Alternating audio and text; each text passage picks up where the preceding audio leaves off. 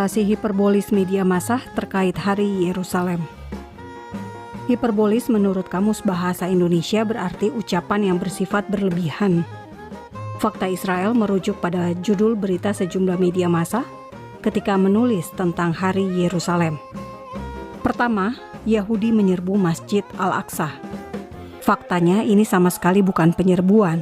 Orang Yahudi masuk dalam rombongan terbatas dalam jumlah dan waktu. Pada hari Yerusalem Minggu 29 Mei 2022, sebanyak 2.600 orang Yahudi datang ke Bukit Bait Suci dan terbagi dalam beberapa kelompok.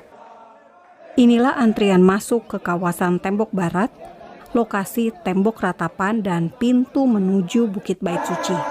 Pada hari Yerusalem, ribuan orang Yahudi berdoa pagi di tembok ratapan dan sebagian antri masuk ke Bukit Bait Suci.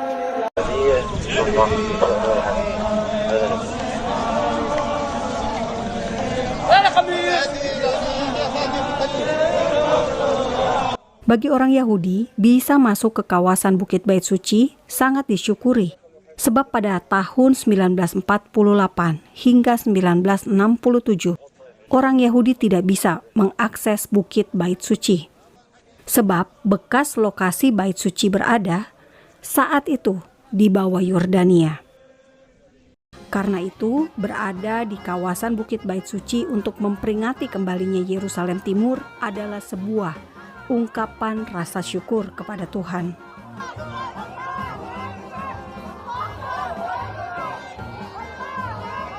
Biasanya orang Yahudi hanya berjalan sambil berdoa dalam hati. Ada pula yang bernyanyi dan sangat jarang yang bertindak provokatif. Sebab mereka mengetahui tempat bekas bait suci adalah tempat sangat suci bagi orang Yahudi.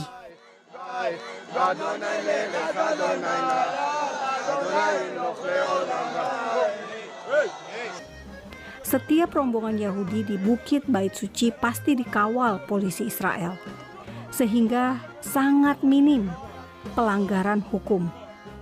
Justru polisi Israel sangat tegas terhadap orang Yahudi. Anda bisa lihat video ini. Seorang Yahudi diamankan polisi Israel hanya karena ia merekam video saat ia berjalan di kawasan Bukit Bait Suci.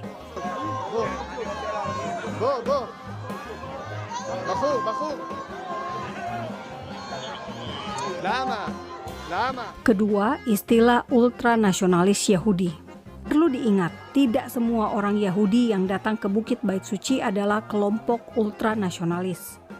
Kebanyakan justru orang Yahudi agamawi yang menjauh dari politik dan tidak bersedia ikut wajib militer.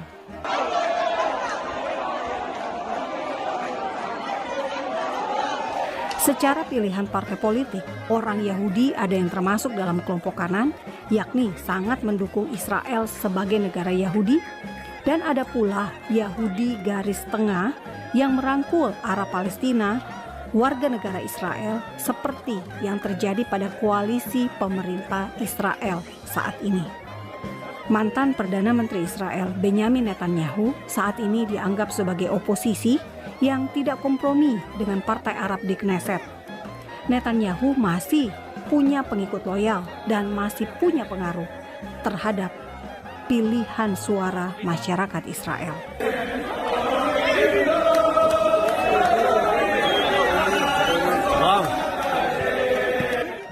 Sedangkan yang termasuk kelompok kanan adalah Partai Otzmat Yehudim, pimpinan Itamar Ben-Gvir, dan Partai Religius Zionis pimpinan Bezalel Smotrich.